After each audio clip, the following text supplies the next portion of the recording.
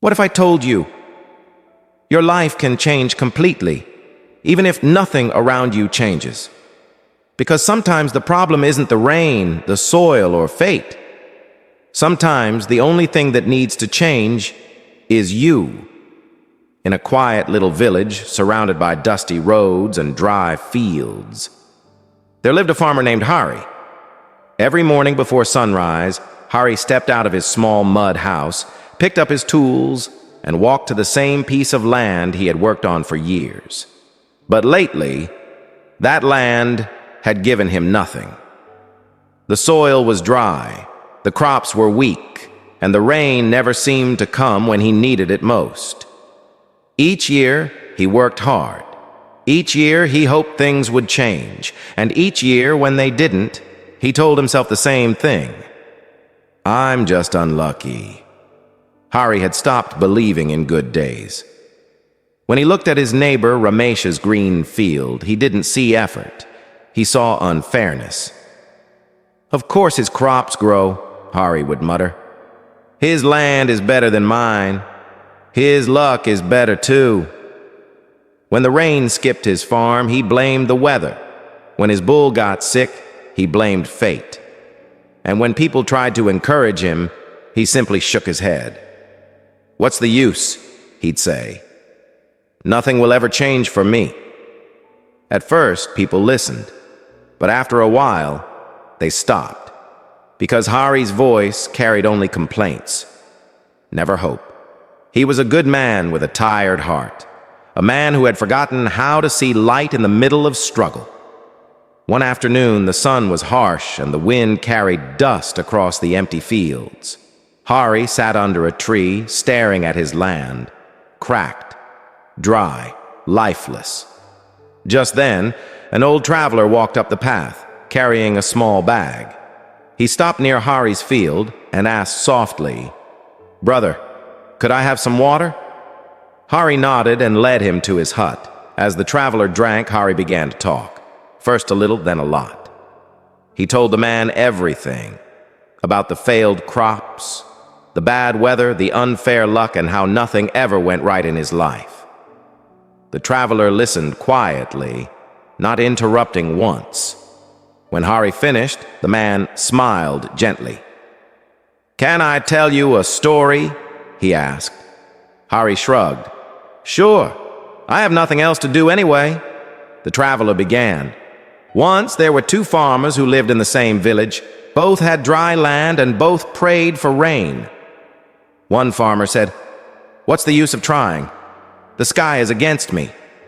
So he sat and waited, blaming everything around him. The other farmer said, "The rain will come when it comes, but until then I'll prepare."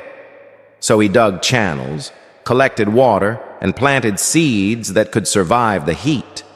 When the rain finally came, only one farmer's field was ready. The traveler paused and looked at Hari. "Tell me," he said, "which farmer do you think you are?" Hari didn't answer. He just looked down, silent. The traveler smiled again. "The soil doesn't change, my friend. The mindset does." Then he picked up his bag and walked away.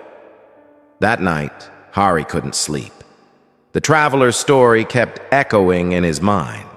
He thought about how he'd spent years blaming life, waiting for something outside of him to change. But what if he was the one who needed to change first? He sat up and whispered to himself, "I can't control the rain, but maybe I can control how I prepare." For the first time in a long while, something shifted inside him. Not in the sky, not in the soil, but in his heart. The next morning, Hari woke up early. The same sun, the same dry field, but a new way of seeing them. He began by clearing his land properly. Then, using some saved money, he dug a small canal to collect rainwater. He built simple barriers of stone to stop the water from running off. He asked Ramesh, his neighbor, for advice. Instead of feeling jealous this time, he listened. He learned about crops that could survive in less rain. He learned how to use compost to make the soil healthier. It wasn't easy. Some days were long and hot. Some days he felt tired and unsure. But each day he told himself, "Don't complain. Do what you can." Weeks passed. Little by little, Green started to return to his field.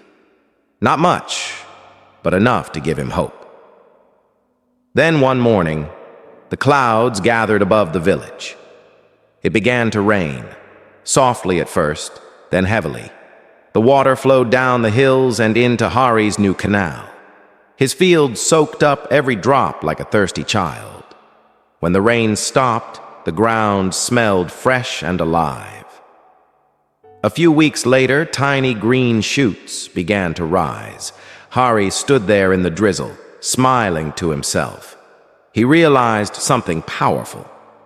It wasn't the weather that had changed, it was him. The same land, the same farmer, but a new mindset. And that made all the difference. Months later, Hari's crops stood tall and strong. Neighbors who once pitied him now came to learn from him.